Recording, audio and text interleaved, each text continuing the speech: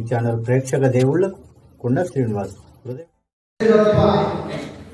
అవగాహన కార్యక్రమాన్ని విచ్చేసినటువంటి ప్రతి ఒక్కరికి కూడా అందరూ కూడా పేరు పేరున స్వాగత సమాజం తెలియజేస్తూ ఈ ప్రపంచ హృదయ దినోత్సవం పురస్కరించుకొని ఆధ్వర్యంలో సివిల్ హాస్పిటల్ వాళ్ళతో ఈరోజు ఈ అవగాహన కార్యక్రమం ఏర్పాటు చేయడం జరిగింది. ఈ కార్యక్రమానికి ముఖ్య అతిథిగా సివిల్ హాస్పిటల్లో ఉన్నటువంటి కార్యాలయ అయినటువంటి మాధురి అన్నాథ్ గారు కార్యక్రమాన్ని చేశారు. అలాగే అధ్యక్షుడు ఉదయ్ కుమార్ గారిని వేదిక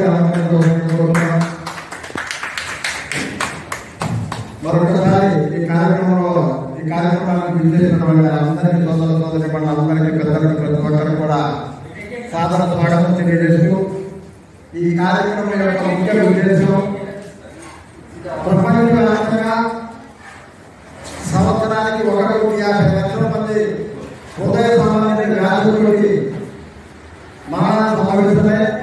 దీంతో ఆర్థిక నష్టం ప్రాణాంశం జరుగుతామన్న ఉద్దేశంతో ప్రపంచ ఆరోగ్య సంస్థ ప్రపంచ కార్యాలయ ఫెడరేషన్ వారు సంయుక్తంగా సెప్టెంబర్ 29న 2011 నుంచి ప్రతి సంవత్సరం కూడా హృదయ దినోత్సవం నిర్వహించాలి. ఈ వ్యాధి ఎలా వస్తుంది, వ్యాధి లక్షణాలు, వ్యాధి నివారణ చర్యల మీద అవగాహన కార్యక్రమాన్ని ఏర్పాటు చేయాలని ఈనాడు ప్రపంచవ్యాప్తంగా కూడా ఈ యొక్క కార్యక్రమాలు నడుస్తున్నాయి. దానిలో భాగంగానే ఈరోజు ఈ కార్యక్రమం ఏర్పాటు చేయడం జరిగింది. ఇప్పుడు మన పెద్దలు గౌరవనీయులు మన డాక్టర్ గారు ఈ గుండెకి సంబంధించిన అన్ని విషయాల మీద విశ్లేషిస్తారు. ఆ తరువాత ఒక 20 నిమిషాలు క్వశ్చన్ సందేహాలకి డాక్టర్ గారు సమాధానాలు ఇస్తారు. ఆ తర్వాత అందరినీ కూడా వచ్చిన వాళ్ళు అందరూ కూడా గుడికి వచ్చేస్తారు. క్రమశిక్షణ పాటిస్తే అందరికీ ఇస్తారు. ఆ తర్వాత డాక్టర్ గారు మన దాని టీవీలో ఎలా ఉంది, రిపోర్ట్స్ ఎలా ఉంది ఏంటంటే డాక్టర్ గారు కూడా ఇద్దరు డాక్టర్స్ వచ్చారు. కాబట్టి మీరందరూ కూడా ఓపిక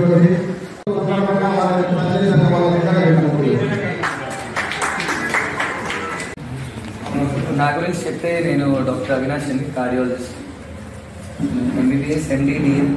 సో డిఎం తర్వాత 5 years అయింది. సో నేను ఎంబీబీఎస్ చేసిన Rangaraya medical college Kakinada, DM మణిపాల్లో చేశాను నేను, MD, DM Kolkata. After that 5 years అయిపోయింది already. So present state citizen హాస్పిటల్లో ఇంటర్నేషనల్ కార్డియాలజిస్ట్, అంటే స్టెంట్స్, పేస్ మేకర్స్ అవన్నీ చేస్తామని. సో దాంట్లో జాయిన్ అయ్యి లాస్ట్ 1.5 years అయింది ఇక్కడికి వచ్చి. యాక్చువల్లీ అంతా రెస్ట్ కూడా అవ్వలేదు అనమాట నాకు. సో రొటీన్ టాక్ కాకుండా నార్మల్, నాకు ఎప్పుడైనా ఎవరైనా బ్యాంక్ అని కలిస్తే మా డాడీ చాలా క్లోజ్గా అనిపిస్తారు అనమాట. ఇమీడియట్లీ డాడ్ గుర్తొస్తుంది. సో ఇంత agriculture background, every one just like you. So మిమ్మల్ని చూసిన ప్రతిసారి లేదా నేను ఎప్పుడు మాట్లాడినా కూడా నా అప్బ్రింగింగ్ వల్ల I feel close to every one. ఎవరైనా బ్యాంక్ అంటే ఇమీడియట్గా అటాచ్మెంట్ వస్తుంది. స్టోరీ నెంబర్ 1 అండి. మా దగ్గర ఒక 70 years తాతగారు వచ్చారు. And only complaint BP, sugar ఉన్నాయి, కొంచెం మోకాళ్ళు ఆస్టియోఆర్థరైటిస్ వల్ల కొంచెం స్లోగా నడుస్తారు. రీసెంట్గా ఏంటంటే ఇంట్లో ఎవరు పెద్దగా మన ఏజ్ గ్రూప్లో పిల్లలందరూ జాబ్స్కి వెళ్ళడం, తాతగారు ఎట్లా ఉన్నారో ఎవరికి తెలీదు.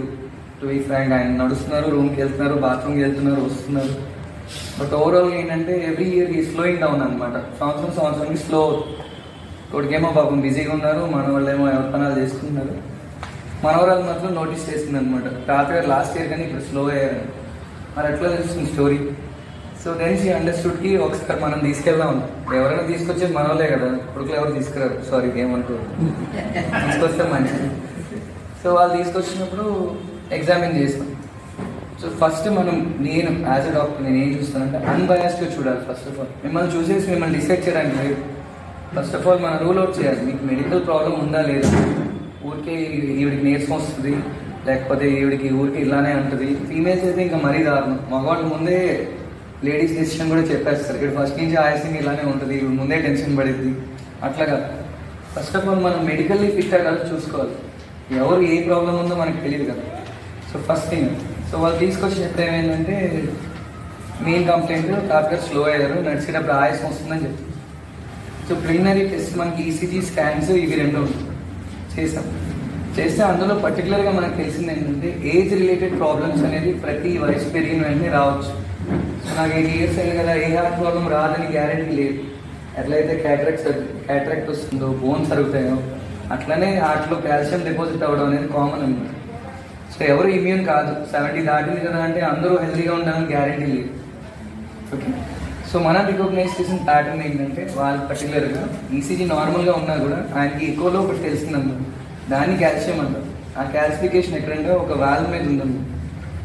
ఓకే, జనరల్గా లెఫ్ట్ వెంట్రికల్ ఏదైతే పంపింగ్ స్ట్రక్చర్ ఉంటుందో అన్ని నుంచి డోర్స్ క్లోజ్ ఓపెన్ అవుతాయి, దాన్ని వాల్వ్ అంటాం. ఆ వాల్వ్ ఏదైతే ఉందో దాని మీద కాల్షియం అనేది డిపాజిట్ అవ్వడం వల్ల ఆ వాల్వ్ అనేది పూర్తిగా తెరుచుకోవట్లేదు. దీన్ని అయాటిక్ స్టెనోసిస్ అంటారు. ఓకే, యాక్చువల్లీ ఆ సిమ్టమ్స్ వచ్చేది ఆ ప్రాబ్లం వల్ల కానీ ఆయన ఏజ్ వల్ల కాదు. ఇట్లా చాలా మంది నెగ్లెక్టెడ్ ఉన్నారు. దీన్ని అయాటిక్ స్టెనోసిస్ అంటారు. ఓకే, ఏజ్ రిలేటెడ్గా కొంత వాల్వ్స్ యొక్క ప్రాబ్లం. వాల్వ్ అంటే హార్ట్లో స్టెంట్ కాదు, ఇది వేరే, అది వేరే. ఓకే, ఈ వాల్వ్ ఏదైతే ఓపెన్ కావట్లేదో దానివల్ల ఆయనకి ఇబ్బంది వస్తుంది అన్నమాట. ఓకే, ఇదివరకు సైకిల్ దొక్కేవారు చాలా యాక్టివ్గా ఉన్నారు, మంచి మస్కులర్, కాకపోతే స్లో అవుతున్నారు అనమాట. కారణం తెలియదు, 1 స్కాన్ ద్వారా తెలిసింది ఆయనకి అంతే. అది ఎందుకు వచ్చింది? బీపీ వల్ల, షుగర్ వల్ల కాదు, ఏజ్ వల్ల వచ్చింది. ఏజ్ మనం మార్చగలమా? లేదు. సో ఇప్పుడు అయాటిక్ స్టెనోసిస్ ఆల్రెడీ 75, సర్జరీ చేస్తారా క్వశ్చన్ అన్నమాట. చేయకూడదు. ఆ ఏజ్లో చేయడానికి అన్ఫిట్ ఎవరైనా కూడా. ఎందుకు అన్ఫిట్ అవుతారంటే యూజువలీ లంగ్స్ బాగోవు, లేకపోతే ఏదో వేరే చోట ప్రాబ్లం ఉండి ఫిట్నెస్ ఫర్ సర్జరీ ఉండదండి. సో యాక్చువల్లీ ఇలాంటి వాళ్ళకి ఏంటంటే కొత్తగా టెక్నాలజీ వచ్చింది, దాన్ని ట్రావర్ అంటారు. TAVR, transcatheter valve implantation. అంటే ఓపెన్ హార్ట్ చేయకుండా కూడా తొడ ద్వారా మనం వాల్వ్ని అమర్చవచ్చు. ఓకే, ఇది వరకు అంటే అసలు ఓపెన్ హార్ట్ చేయడం అనేది పెద్ద 30 years బ్యాక్ ఒక పెద్ద ఇదన్నమాట. హార్ట్ని స్టాప్ చేయడం అనేది ఒక hardly 40 years back bypass machine తర్వాత వచ్చింది.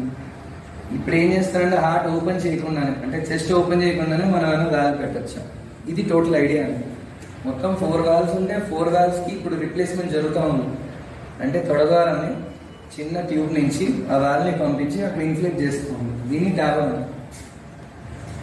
ఈ ప్రొసీజర్స్ అన్ని టెక్నాలజీస్ చాలా కాస్ట్లీ ఉంటాయి. అన్ఫార్చునేట్లీ ఏంటంటే ఆర్బిస్టీ కానీ స్కీమ్లో కానీ రావు, ఎందుకంటే అవన్నీ ప్రతి డ్యామ్ కాస్ట్లీ.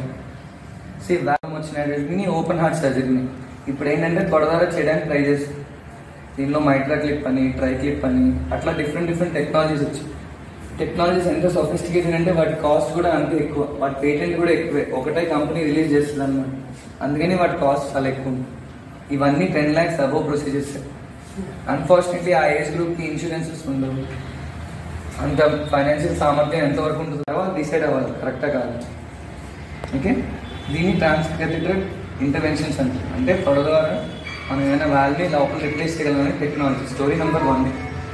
ఓకే, సో దీని గురించి అవగాహన ఉండాలి మనకి. ఏజ్ పెరిగే కొద్దీ డీజనరేటివ్ అంటే వయసు రీచే ప్రాబ్లమ్స్ వచ్చే వాటికి మనకి వైద్యం ఇంకా ఇప్పుడు స్టార్ట్ అయ్యింది. అందుకే లైఫ్ స్పాన్ పెరుగుతుంది అన్నమాట. అట్లాంటి పేషెంట్కి ఇప్పుడు తాతగారు మ్యాక్సిమం 10, 20, 15 years కూడా ఉంటున్నారు. Somebody above 77. ఇది సరే మీ ఏజ్ గ్రూప్కి సంబంధించింది కాదు కదా అంటే మీ పిల్లలకు కూడా అవగాహన ఇవ్వడం చాలా ఇంపార్టెంట్. ఎవరు లేదు, బీపీ లేదు, ఏం లేదు, తర్వాత CPR కంటిన్యూ చేసి వెంటిలేటర్ మీద పెట్టాను. ఇప్పుడు ఏమైందంటే ఈ scenario is a very bad scenario. ఇక్కడ మీరు ఇమీడియట్గా చేసినా కూడా ప్రాణం బతకదు. ఇట్లాంటి సిచ్యువేషన్లో కొత్త టెక్నాలజీ పేరు ECMO అంటాం. మీరు కోవిడ్లో విని ఉంటారు, ECMO. ఓకే, ఈ టెక్నాలజీలో ఏంటంటే హార్ట్ ఆల్రెడీ పని చేయట్లేదని లెక్క అనమాట. ఓకే, సో దాని పని ఎవరో ఒకరు చేయాలి. కిడ్నీకి డయాలసిస్ ఎట్లాగో, లంగ్స్కి వెంటిలేటర్ ఎలాగో, మరి హార్ట్కి ఏంటి? పని చేయని హార్ట్కి ఆల్టర్నేటివ్ ఏమి ఇవ్వాలి? దాని టెక్నాలజీ పేరు ECMO అన్నమాట. అంటే ఏం చేస్తామంటే తొడ ద్వారా 2 ట్యూబులు పెడతాం. ఒకటి వెయిన్ లైన్, ఒక ఆర్టరీ లైన్. ఒక చెడు బ్లడ్ ఉంటుంది, ఒకటి మంచి బ్లడ్. అది తీసుకెళ్ళి మెషిన్ కనెక్ట్ చేస్తాం అనమాట. హార్ట్ చేసే ఫంక్షన్ అది చేస్తాం. బ్లడ్ని ప్యూరిఫై చేసి ఆక్సిజన్ యాడ్ చేసి మళ్ళీ పంపిస్తున్నాం. దీన్ని ECMO అంటారు. సో ఆ పేషెంట్కి వచ్చిన తర్వాత ఇమీడియట్గా యాక్టివేట్ చేయాలన్నా ఏం చేయాలన్నా మనకి బీపీ లేదు, పల్స్ లేదు, ఏమీ లేదు. సో మనం ఏం చేస్తామంటే ఇమీడియట్గా ఆయనకి కొంత బీపీ తీసుకొచ్చి ECMO అనే దాని మీద పెట్టాము. సో డివైస్ అట్లీస్ట్ 7 days పెట్టాల్సి వస్తుంది హార్ట్ రికవరీ అయ్యే వరకు. ఓకే, సో ఇమీడియట్గా ఏం చేస్తాం, ఆ డివైస్ పెట్టడం వల్ల బీపీ కొంచెం పెరిగిందన్నమాట. పెరిగి తర్వాత యాంజియోగ్రామ్ చేస్తే బ్లాక్ ఉంది, దాన్ని క్లియర్ చేసి స్టెంట్ చేస్తాం. ఆయన 20 days పట్టింది రికవర్ అవ్వడానికి దాని నుంచి. బట్ స్టిల్ ఈ వాక్డ్ అవే. ఇది సర్వైవ్ అయిన కథ అనమాట. సర్వైవ్ అవన వాళ్ళు చాలామంది ఉన్నారు నాకు తెలిసి. హాస్పిటల్లో వచ్చేది 1/3. నన్ను అడిగితే 100 మందిలో కొలాప్స్ అయితే 40 మంది వస్తారు హాస్పిటల్, 30 మంది హాస్పిటల్కి రారు, ఒక 30 మంది స్పాట్. ఆల్మోస్ట్ 20-25 దాకా అయిపోతుంది అనమాట మీకు. ఆ టెక్నాలజీ ప్రాబ్లమ్ అట్లా ఉంటుంది అనమాట, ఎందుకంటే హైలీ సొఫిస్టికేటెడ్ టెక్నాలజీ. మీకు పెట్టేటప్పుడు కొంత కాస్ట్ అవుతుంది, దాని తర్వాత రన్నింగ్ కాస్ట్ ఉంటుంది. మినిమం రికవరీ 20 days పడుతుంది అది పెట్టిన తర్వాత. ఓకే, ఇప్పుడు కాంప్రమైజ్ అవ్వట్లా, అది పెట్టే టైంలో లేకుండా కూడా నార్మల్ ఏజ్ రిలేటెడ్ కూడా రావచ్చు. ఓకే, ఒక పేషెంట్ ఒక 50 years అనుకుందాం సపోజ్. సో ఇప్పుడు ఎట్లా ఉన్నామంటే మనం 30 years ఒక జోన్ అనుకోండి, 50 ఒక జోను, అబౌవ్ 70. అబౌవ్ 70 అంటే డీజనరేటివ్, అంటే ఏజ్ రిలేటెడ్, వయసు రీత్యా వచ్చేటువంటి ఇబ్బంది. మీకు చెప్పాను కదా, ట్రావెల్, పేస్ మేకర్. ఈ 30 yearsకి జనరల్గా హెల్తీగానే ఉంటారు, కానీ ఈ మధ్య జరుగుతున్నాయి సడన్ కార్డియాక్ ప్రాబ్లమ్స్. ఎందుకు అవుతున్నాయంటే నాకు తెలిసి 2 reasons ఉండొచ్చు. నిద్ర లేకపోవడం అవన్నీ కూడా next. Okay, so third category ఏంటంటే 50 years అనమాట. ఎటు కాని కేటగిరీ, యంగ్ కాదు, కైండ్ ఆఫ్ నా కేటగిరీ 40 years రీచ్ అవుతున్నారు, అటు ఏజ్ కాదు ఇటు ఇది. ఈ సెగ్మెంట్లో చాలా ఇంపార్టెంట్ ఒక ఏరియా ఉందండి, ఏంటంటే వీళ్ళే కొలెస్ట్రాల్ లెవెల్స్ చెక్ చేసుకోవాలి. వాళ్ళు ఏంటంటే నెక్స్ట్ 70కి వెళ్ళిపోయేవారు, అంటే ఏమైనా బ్లాక్స్ ఉంటే అవి పెరుగుతాయి అన్నమాట. ఓకే, ఈ 50-40 ఇది వరకు 50 years అనేవాళ్ళం కదా జనరల్ చెకప్కి, ఇప్పుడు నేనైతే 30 అంటాను. అంటే 30 సంవత్సరాలు మించి దాటితే కంపల్సరీ హెల్త్ చెకప్ చేయించాలి, కొలెస్ట్రాల్ కంపల్సరీ అందులో. 50 అనేది ఎప్పుడో పోయింది. ఓకే, 30. సార్ యూజువల్ రొటీన్ ఏంటి సార్? నేను ఒకవేళ హాస్పిటల్కి వెళ్తే నాకు గుండె ప్రాబ్లం ఉందో తెలియాలంటే నేను ఏం టెస్టులు చేయించుకోవాలి? General question. మీరు ఎలాగైనా తీసే ఫస్ట్ టెస్ట్ ఈసీజీ, తర్వాత స్కాన్, ఈ 2 క్యాజువల్ ఉంది. 3వది లిపిడ్ ప్రొఫైల్, షుగర్. ఈ 4 గ్యారెంటీ. ఇందులో ఏమైనా ఉన్నాయనుకోండి గొడవే లేదు, హ్యాపీగా వాటికి ట్రీట్మెంట్ ఇచ్చుకోవచ్చు, మీరు జాగ్రత్తగా ఉండొచ్చు. ఇవి లేవు అనుకుందాం, అప్పుడు మీరు ఇమ్యూనా, కంపల్సరీ మీకు రాదా అంటే గ్యారెంటీ లేదు. ఓకే అండి, అన్నీ నార్మల్గా ఉన్నా 50 70 దాటిన వాళ్ళంటే వేరే ప్రాబ్లమ్స్ సార్, ఏజ్ రిలేటెడ్ చూసుకోవాలి. ఫైనాన్షియల్లీ సెటిల్ అవ్వడానికి ట్రై చేస్తారు, ఫ్యామిలీ ఉంటాయి, మంచి ఇదిగా ఉంటుంది అనమాట, అంటే అంత పర్ఫెక్ట్గా ఉన్నట్టు ఉంటుంది, కానీ సమ్వేర్ ఎక్కడో చోట వచ్చింది మిస్టేక్, లేదంటే బీపీ ఎక్కువ ఉండడం ఇట్లా తెలుస్తుంది అనమాట. ఒకసారి స్టార్ట్ అయిన తర్వాత you go down, mental wise you confidence అంతా తగ్గిపోతుంది. సో అందుకని ఏంటంటే 40 yearsలో మీరు వెళ్ళగానే ఒకవేళ నాకు హార్ట్ కంప్లైంట్ ఉందా లేదా అని చెక్ చేసుకోవాలంటే ఫస్ట్ చేసే టెస్ట్ ఈసీజీ. ఈసీజీలో 90% ఏమీ తెలియదు మీకు సిమ్టమ్స్ లేకపోతే, అంటే మీకు ఇబ్బంది లేకపోతే జనరల్గా ఈసీజీ నార్మల్గానే వస్తుంది, గుర్తుపెట్టుకోండి. స్కాన్ కూడా అంతే, మీరు వెళ్ళినప్పుడు మీకు ఇబ్బంది లేదు అంటే స్కాన్ నార్మలే వస్తుంది, అంటే 70-80 years ఉంటే తప్ప. 3వ టెస్ట్ టీఎంటీ, అందులో బయటపడవచ్చు. అది కూడా ఎంత 50-60%, ఇంకో 60% ఎవరికి తెలియదు ఏం జరుగుతుంది. ఎందుకంటే టీఎంటీలో ఏం చేస్తారని మీరు పరిగెత్తిస్తాను కదా, లోపల ఏమైనా ప్రాబ్లం ఉందనుకోండి, ఆ వర్క్లోడ్కి వస్తుందో లేదో తెలుస్తుంది అనమాట. దానికన్నా ముందు స్టేజ్ ఉంటుంది, అది తెలియదు మనకి. అర్థమైందండి, క్రిటికాలిటీ దాటిన తర్వాతే తెలుస్తుందండి. బ్లాక్స్ వచ్చిన వాటిని కాల్షియం స్కోర్, సిటీ కోర్నరీ యాంజియోగ్రామ్ అంటారు, నెట్లో చూస్తుంటారు మీకు చాలా. సో కాల్షియం స్కోర్ అనే పదం వినుంటారు. సో ఒక కేటగిరీ ఆఫ్ పీపుల్ ఉంటారు, ఉందో లేదో తెలియదు, సిమ్టమ్స్ ప్లస్ మైనస్, ఇలాంటి వాటికి చేసుకోమండి. వాళ్ళు డైరెక్ట్గా ఒక యాంజియోగ్రామ్ చేయొచ్చు, దీని ద్వారా కాకుండా నార్మల్ ఈ వెయిన్ ద్వారా ఇంజెక్షన్ ఇచ్చి చెక్ చేస్తాము. లోపల బ్లాక్స్ అనేవి తెలిసిపోతుంది. మనకి 50% బ్లాక్ తెలుసుకోవడం కూడా ఇంపార్టెంటే. 70 వరకు వెళ్ళే వరకు వెయిట్ చేయకూడదు, గుర్తుపెట్టుకోండి. Prevention is better than cure అంటే ఇక్కడ వస్తుంది పాయింట్. అది 30% ఉన్నా 50% ఉన్నా తెలుసుకోవడం ముఖ్యం. 70 వరకు వెయిట్ చేయకూడదు. మరి ట్రెడిషనల్ టెస్ట్ ఈసీజీ, స్కాన్, టీఎంటీలో ఏమీ తెలియదు మనకు, గుర్తుపెట్టుకోండి. అవి ముదిరిన తర్వాతే తెలుస్తాయి. దానికన్నా ముందు తెలిసే టెస్ట్ కాల్షియం స్కోరు, సిటీసీఏజీ ఉంది.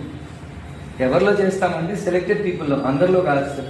ఎవరికైతే అనుమానం ఉంది, strong family history, already sugar ఉంది, 2-3 ఫ్యామిలీలో ఆల్రెడీ హార్ట్ అటాక్స్ వచ్చాయి, ఓకే, లిపిడ్ ప్రొఫైల్, కొలెస్ట్రాల్ ఎక్కువ ఉంది, షుగర్ బార్డర్ లైన్కి వచ్చేసింది, బాగా లావుగా ఉన్నారు, వీళ్ళందరూ క్యాండిడేట్స్ అనమాట. దానికి వస్తుంది, కానీ దాని యొక్క ప్రిపరేషన్ 10 yearsలో ఉంటుంది సార్, గుర్తుపెట్టుకోండి. ఈరోజు మీరు చేసే డిసిప్లిన్, ఫుడ్ దగ్గర, ఎక్సర్సైజ్ దగ్గర, మందుల దగ్గర ఎంత డిసిప్లిన్గా ఉంటారో దాని యొక్క రిఫ్లెక్షన్ 10 years తర్వాత పడుతుంది. అంటే ఎంత కష్టం చెప్పడం. ఈరోజు నేను బాగానే ఉన్నాను కానీ వాదించడం ఈజీయే కదా, అర్థమవుతుందండి. ఈరోజు ఇలా ఉన్నాను, బాగున్నాను, ఈరోజు అన్నీ నాకేం లేదు, నేను సిగరెట్ కాలుస్తాను, మందు అవుతాను, టీవీ చూస్తాను, లేదంటే ఫోన్ ఇష్టమైనట్టు ఎక్కువసేపు చూస్తాను, రోజంతా చూస్తాను, నాకేంటి నాకు షుగర్ లేదు, బీపీ లేదు. ఇవన్నీ 1+1 యాడ్ అవుతున్నాయి, గుర్తుపెట్టుకోండి sir. The more discipline you are, the outcome అనేది 60-70 yearsకి అంత హెల్తీగా ఉంటుంది. ఫైనలీ క్వాలిటీ ఆఫ్ లైఫ్ కావాలి. పిల్లలు ఎవరు చూసుకోరు, మనమే కదా నుంచోవాలి. సో మనం నుంచోవాలంటే ఎవ్రీడే డిసిప్లిన్ ఉండాలి హెల్త్ దగ్గర. అర్థమైందండి? So very important. 3 stories. First story age story ఏంటంటే ఒక యంగ్ పేషెంట్, ఎక్మో టెక్నాలజీ గురించి చెప్పాను. మూడో విషయం ఏంటంటే సబ్ క్లినికల్, అంటే లోపల బ్లాక్స్ ఉండొచ్చు, కనపడట్లేదు, దాన్ని కూడా మనం టెస్ట్ చేయొచ్చు, ముందు తెలియాలి. Okay, so time is heart అంటాం. Time is brain, time is heart. అంటే మనం పెయిన్ కానీ ఇబ్బంది కానీ స్టార్ట్ అయిన తర్వాత నుంచి టైం కౌంట్ డౌన్ స్టార్ట్ అవుతుంది. 1 2 3 4 5 6 అని గుండెకి. ఎందుకంటే ఎవ్రీ సెకండ్ కొట్టుకునేది కదా, దానికి ప్రాబ్లం స్టార్ట్ అయితే మీకు టైంలోనే లెక్క, సెకండ్స్లో లెక్క వస్తుంది. సో టైం ఈజ్ హార్ట్ అనేది ఎందుకంటామంటే మీకు సింటమ్స్ మీద అవగాహన ఉంటే ముందే వస్తారు హాస్పిటల్కి. సరే అనుకున్నాం వ్యాక్సిన్, నేను అక్కడ సిక్లో కూర్చొని ఆలోచిస్తున్నాను, నాకు ఏదో ప్రాబ్లం వచ్చింది, హాస్పిటల్కి వెళ్ళాను, 10,000 తీసుకున్నారు, ఈసీజీ స్కాన్ ట్రోపోనైన్ నార్మల్ అని చెప్పారు, హ్యాపీగా బయటకు వచ్చారు. అది ఇంపార్టెంటా, లేకపోతే అనుమానం పడితే ఇంట్లో ఉంటారా? అర్థమవుతుందండి? So you want to be confused and stressed initially at home, or do you want to get sorted out? మొత్తం కలిపి ఒకేసారి చెకప్ చేయించుకున్నాం. ఇంకో పెద్ద ఫోబియా ఉంది, ఇన్ని హాస్పిటల్స్ వచ్చాయి, ఇంతమంది డాక్టర్లు ఉన్నారు, మీరు వెళ్తే ఏదైనా చేసేస్తారు, ఐడెంటిఫై చేయగలగాలి. First centre of the chest, సెంటర్లో వస్తుంది sir. Every rule has an exception, ఆ తర్వాత సెంటర్ ఆఫ్ ద చెస్ట్, ఇక్కడ కానీ రాదు, నాభి కింద రాదు, జనరల్ టెక్స్ట్ బుక్ ప్రకారం అన్నమాట. పెయిన్, చెస్ట్ పెయిన్ అనేది ఇక్కడ వస్తుంది. ఓకే, వచ్చినప్పుడు ఇక్కడ నుంచి వీపుకి కానీ ఈ షోల్డర్ కానీ వెళ్ళడం కామన్. ఓకే, ఇక్కడ నుంచి వెనక్కి కూడా వెళ్ళొచ్చు, రైట్కి కూడా రావచ్చు. బట్ జనరల్గా చెప్పేది ఎక్స్ప్లెనేషన్ ఇది. ఇటు వెళ్ళింది కదా, కాదు కదా అనుకోకూడదు, అటు కూడా వెళ్ళొచ్చు. Okay, type of pain 3 types ఉంది. ఒకటి మంటలాగా అనిపిస్తుంది, గ్యాస్ట్రిక్కి దీనికి ఏమీ తేడా ఉండదు. Okay, first. సెకండ్ది బరువు, ఏదో ఛాతి మీద ఒక బరువు పెట్టినట్టు ఉంటుంది. మూడోది స్క్వీజింగ్, ఇట్లా పిండినట్టుంది. ఈ 3 క్యారెక్టరిస్టిక్ పెయిన్స్ అన్నమాట. వచ్చినప్పుడు కంపల్సరీ చెమటలు పడతాయి ఎంతో కొంత. ఓకే, ఇది స్టాండర్డ్. ఇంకొకటి పని చేసేటప్పుడు పెరుగుతుంది, ఆబ్వియస్ కదా. మీరు లోడ్ పెంచారనుకోండి గుండె మీద ఏమవుతుంది, నొప్పి పెరుగుతుంది. ఇది 4 అన్నమాట. ఈ 4 తగిలితే టిపికల్, కంపల్సరీ 100% ఉందని చెప్పేసి. ఇందులో వేరియేషన్స్ ఉంటాయి. ఎవరిలో వేరియేషన్స్ ఉంటాయి తెలుసా? షుగర్ పేషెంట్, వాళ్ళ సింటమ్స్ కూడా రావు ఒక్కొక్కసారి. చాలా మంది పేషెంట్ నేను సైలెంట్ హార్ట్ అటాక్ అంటాం, వాళ్ళ సింటమ్స్ రావు, దేవుడికి వాళ్ళ అదృష్టం లేదన్నమాట. అర్థమైందండి? ఇంకోటి విమెన్, మేల్స్కి ఫీమేల్స్కి సంబంధం ఉండదు. మీ భార్యకు నేను బాగా చూసుకోవడం మంచిది, వాళ్ళు ఏదో చెప్తుంటారు, మీరు సంటడానికి లేదు, చూపించడం కరెక్ట్. చాలా వేగ్ సింటమ్స్ ఉంటాయి ఫీమేల్స్లో, క్లాసిక్ సింటమ్స్ ఉండవు. కొంతమంది కొత్త కడుపులో నొప్పి చెప్తారు, కొంతమంది దడ చెప్తారు, some sort of anxiety issues, ఇవన్నీ చెప్తారు. వెరీ ఇంపార్టెంట్ పాయింట్ రిమెంబర్ ఏంటంటే, నిన్న లేదు ఈరోజు ఏంటి అన్న మాట వినబడకూడదు. ఎక్కడ వినబడిందంటే జాగ్రత్తగా ఉండాలి. అర్థమైందండి? నిన్న బాగానే ఉన్నా, ఈరోజు వస్తుంది తగ్గిపోతుంది, వస్తుంది తగ్గిపోతుంది, వస్తుంది తగ్గిపోతుంది, ఈసారి వచ్చింది తగ్గదు. ఇది రొటీన్ అన్నమాట. మీకు అంత ఎక్స్పీరియన్స్ ఉన్నట్టుంది, మీకు కొంతమంది ఫ్రెండ్స్ చెప్పుకుంటారు ఇదే సీనియర్, బట్ ఎక్కడ నెగ్లెక్ట్ చేయడానికి లేదు. It's better to over diagnose, అంటే ఏం లేదని సార్ట్ చేసుకోవడం బెటర్, ఏమీ లేదని భయపడేదాన్ని. ఎందుకంటే హ్యూమన్ బిహేవియర్ నేను చూసింది ఏంటంటే, మనకు ఉండకూడదు అనేదే భయం అందరికి కదా, నాకైనా కూడా.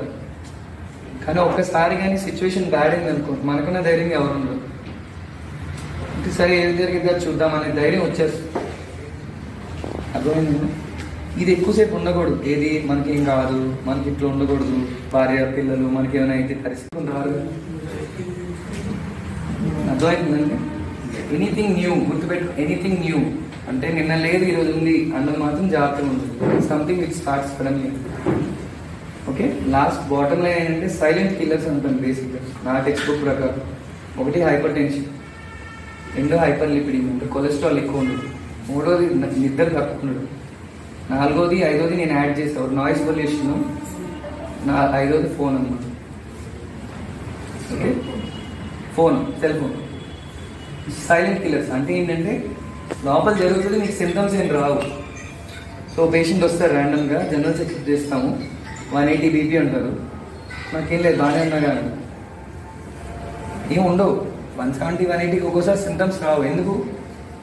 బాడీ ఆ 180కి అడ్జస్ట్ అవుతుంది అన్నమాట, గుర్తుపెట్టుకోండి. 140కి అడ్జస్ట్ అవుతుంది, 200 కూడా అడ్జస్ట్ అవుతుంది. హిమోగ్లోబిన్ 6 కూడా అడ్జస్ట్ అవుతుంది, 7 కూడా మనం అడ్జస్ట్ అవుతాం. సో ఏం చేస్తారు జనరల్గా అంటే మార్నింగ్ వాక్కి వెళ్తారు కదా, ఇక్కడి నుంచి అక్కడ 30 నిమిషాలు నడుస్తారు కదా, ఇదివరకు దమ్ము వస్తుంది అనుకో, సరే కాళ్ళు అవుతున్నాయిలే ఈరోజు అని చెప్పి వాకింగ్ డిస్టెన్స్ తగ్గిస్తారు, మళ్ళీ నడుస్తారు, ఆకుండా నడుస్తారు అనమాట. ఇది ఒక కొత్త టెక్నిక్. ఫైనల్గా డిస్టెన్స్ కవర్ చేస్తారు కానీ ఆకుండా వెళ్తారు, ఇదివరకు ఇట్లాగా ఫుల్ స్ట్రెచ్లో వెళ్ళరు. అర్థమవుతుంది. దీన్ని అకామిడేట్ చేస్తాం. బాడీ ఏం చేస్తుంది, మంచిగా ఎస్కిపోతూ ఉంటుంది అనమాట. మనం తక్కువ హిమోగ్లోబిన్, అర్థమైందండి. ఒక్కొక్కసారి వేసుకోవాల్సి వస్తుంది 40 పవర్, తప్పదు. ఎందుకంటే మనకి లోపల అనేది కొలెస్ట్రాల్ బాగా కంట్రోల్ అవ్వాలి. రీసెంట్గా ఇంజెక్షన్స్ వచ్చాయి కొలెస్ట్రాల్ తగ్గించడానికి, అది కూడా న్యూస్ పేపర్లో చూసుకుంటారు. బాగా పనిచేస్తాయి. కాస్ట్ కొంచెం ఎక్కువ ఉండొచ్చు కానీ but still it is very good. ఓవరాల్గా మన హార్ట్ ప్రాబ్లమ్స్ అనేవి తగ్గుతాయి. ఓకే, సో బీపీ చెప్పాను, కొలెస్ట్రాల్ చెప్పాను. మూడో నిద్ర. ఆ నిద్ర పార్ట్లీ ఫోను నిద్ర ఒకేలాగా నడుస్తున్నాయి అన్నమాట. సో ఫోన్ ఉండడం వల్ల నిద్ర తగ్గుతుంది, నిద్ర తక్కువడం వల్ల కంపల్సరీ స్ట్రెస్ పెరుగుతుంది, స్ట్రెస్ వల్ల హార్ట్ అటాక్స్ వస్తుంది. ఇందులో డౌటే లేదు అసలు. ఓకే, ఇది. సో నన్ను అడిగితే హెల్దీ లైఫ్ స్టైల్ ఏంటి, 70 years బాటమ్ లైన్. నేను ఏం చేస్తే హార్ట్ ప్రాబ్లమ్స్ రాకుండా ఉంటాయి, లేదంటే ఏమీ రాకుండా ఉంటుంది నన్ను అడిగితే యాజ్ ఏ ఇది.